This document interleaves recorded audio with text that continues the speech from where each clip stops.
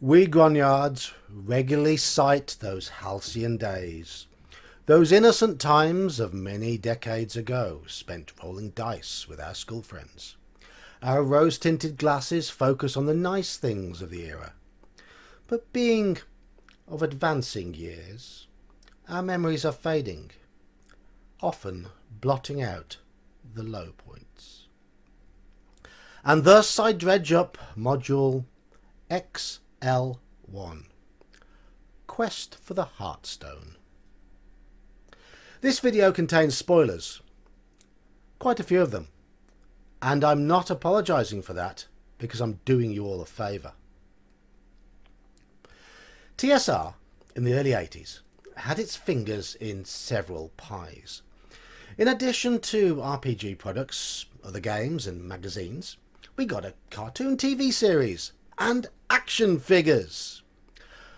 Quest for the Heartstone was a module written for expert D&D to tie in with those figures.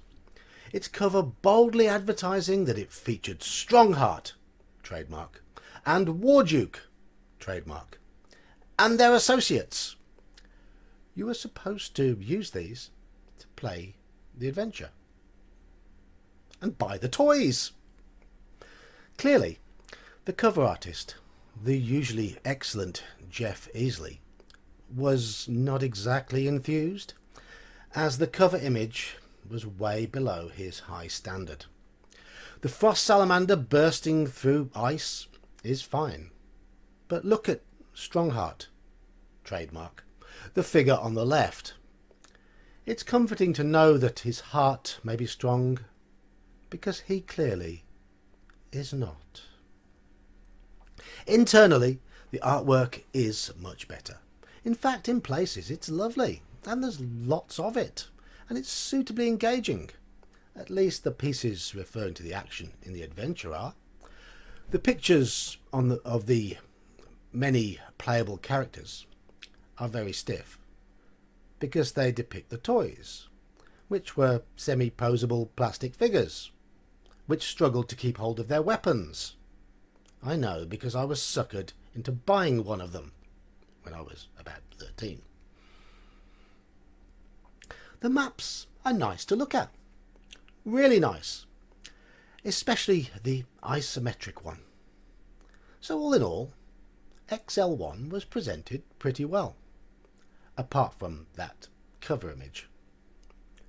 Oh, and the main adventure text, because quality of writing matters. I think this quality is best expressed by me reading out a couple of the encounters. Encounter Area 39. Roper. This cave is the home of a roper that guards the entrance to the well-elevator beyond. A well that's an elevator. Area 41.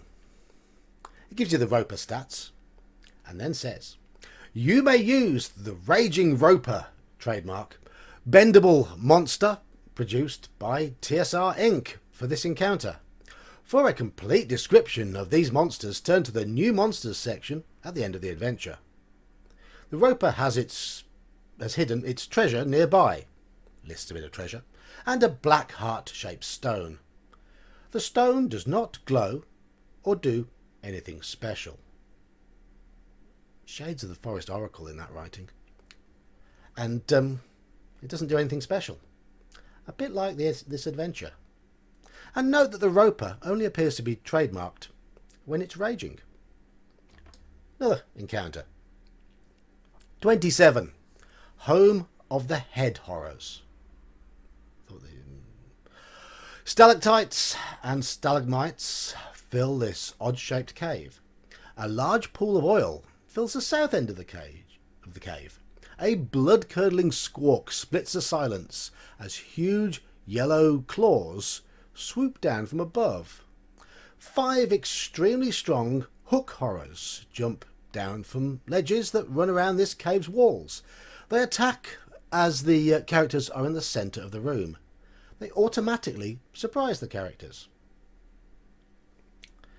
It is sounding a bit like the Forest Oracle again.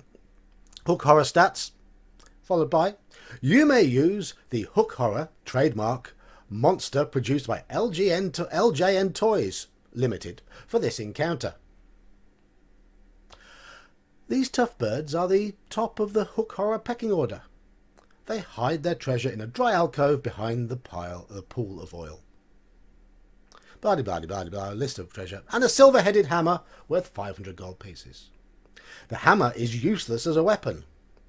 It's pretty apt then for it to be in this module. All this is inspiring stuff. It truly is. Quest for the Heartstone begins with a couple of linear wilderness bits that eventually lead to an almost passable dungeon crawl. Lots of fighting, some basic puzzles, no role-playing to speak of, but more fighting. The problem is, the wilderness sections are so utterly tedious that you'll be bored long before you reach the part of the module that manages to elevate itself to the dizzy heights of just about average. And throughout, you'll be made to endure constant advertisements for those stupid plastic figures, as you are told over and over again that you may use blah-de-blah-de-blah monster figure for this encounter. Trademark. It also says, I may use them. Thanks for giving me permission. The overall result is a mind-numbing linear menagerie in which every effort has been made to cram in all the cool monsters from the line of toys, and none has been made to make the adventure fun, unless your idea of fun is to be dragged from one combat to the next. Rather amusingly, the introductory blurb gleefully informs you that the module might be completed in one session. Not only is that not a good selling point, it is unfortunately realistic. As to do so, that session would have to be a constant barrage of scattergun combat for about 10 hours or more. If you even stop for air at any point, then you'll unfortunately have to come back tomorrow to finish it. Or not, as the case may be. My friend bought this and ran it for me. We played it for one session, about 2 hours. I met some trolls. I cast Fireball, because you do when you encounter trolls. Burn them. That blew the party up because we were in a marsh with lots of gas. Yeah, nice one. I was 13. The module was then put away, never to surface again. I think I did us a favour with that Fireball spell. I haven't said much about all those playable characters. The various named toys. Strongheart, trademark. Warduke, trademark. Kelek, trademark.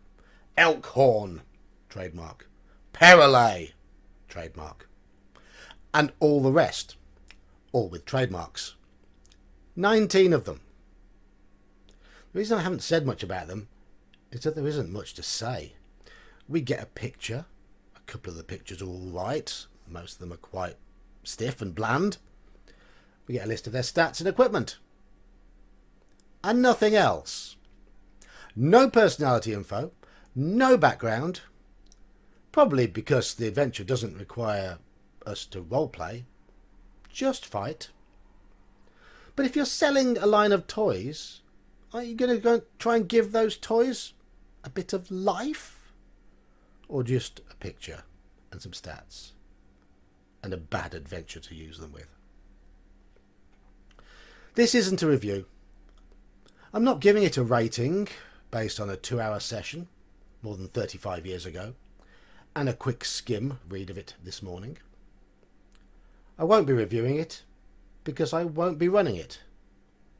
Because it's bloody awful.